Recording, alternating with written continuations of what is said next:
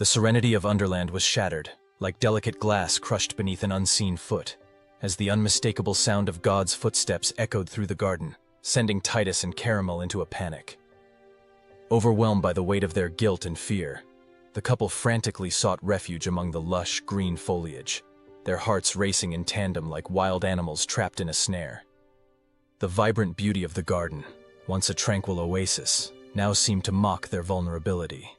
Its gentle rustle of leaves and soft chirping of birds transformed into a haunting reminder of their transgression. The air, thick with tension, vibrated with God's presence, his voice booming like thunder through the garden. "Where are you?"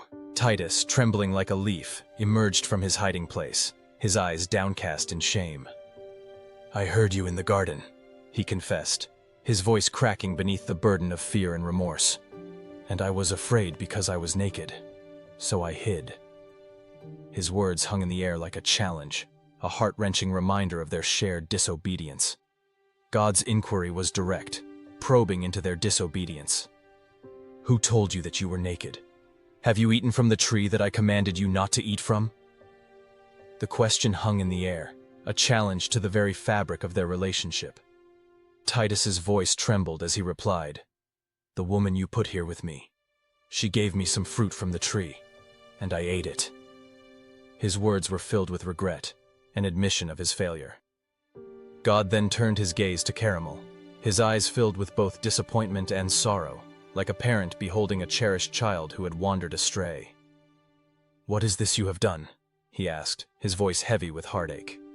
Caramel, her voice tinged with sorrow and helplessness, responded, "Devil Rexy deceived me, and I ate." With their confessions laid bare, God's judgment was swift and severe. To Devil Rexy, who had taken the form of a serpent, he declared, "You are cursed above all livestock and wild animals. You will crawl on your belly and eat dust all your days. I will put enmity between you and the woman, and between your offspring and hers. Her offspring will crush your head, and you will strike his heel." Turning to Caramel, God's voice was heavy with sorrow as he pronounced, "I will greatly increase your pain in childbearing with suffering. You will bring forth children. Your desire will be for your husband, and he will rule over you." The weight of his words hung in the air, a stark reminder of the consequences of their actions. God's pronouncement to Titus was equally grave, his voice filled with a deep disappointment. "Because you listened to your wife and ate from the tree I commanded you not to eat from, the ground is cursed because of you. Through painful toil you will eat from it all your life. It will produce thorns and thistles for you, and you will eat the plants of the field. By the sweat of your brow you will eat your food until you return to the ground, from which you were taken. For dust you are, and to dust you will return." With the gravity of their punishment laid out, God crafted garments of skin for Titus and Caramel, covering their newfound vulnerability with a tender touch. "The man has become like one of us, knowing good and evil," God said with a sorrowful heart.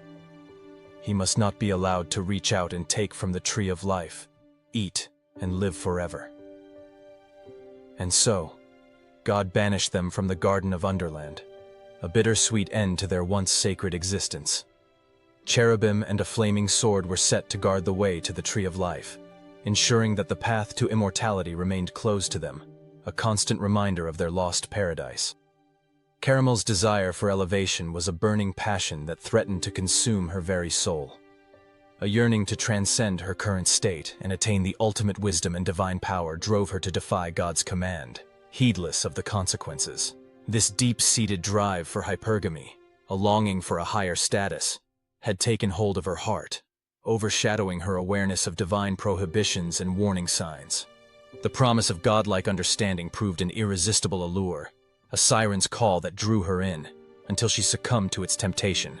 The cost of her defiance was steep, the loss of their divine grace, and the replacement of their once glorious forms with the stark reality of their nakedness and vulnerability. Yet, in this darkest of moments, Titus's love shone bright.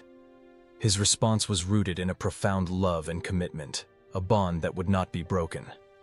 His choice to eat the forbidden fruit was not driven by temptation, but by a deep sense of solidarity with Caramel, a desire to stand by her side, no matter the cost. The promise of shared fate drew him to her, an unbreakable bond that compelled him to follow her into the unknown. Knowing the severe consequences of their actions, Titus chose to share in her fate, rather than allowing her to face the punishment alone. This self-sacrificial act was a testament to his dedication and love, a shining beacon of hope in a desolate landscape. It highlighted the depth of his compassion, a love that would not falter, even in the face of adversity. In this moment, their love became a flame that burned bright, a bond that would weather the storms of fate and forge a new path together. As they tumbled from their lofty perch, their eyes were opened to the tender vulnerability of their nakedness and the harsh realities of their new mortal existence. The garden's gates closed behind them, leaving their divine essence to wither in the unforgiving light of the outside world. Yet amidst the shadows of their punishment, their love remained, a flame that flickered bright with every shared glance. Tempered by the trials they faced, their bond grew stronger, a union forged in the fire of sacrifice and devotion. Hand in hand, they stepped into the unknown, their love a guiding star that illuminated the darkened path ahead, a beacon of hope that whispered promises of a brighter tomorrow.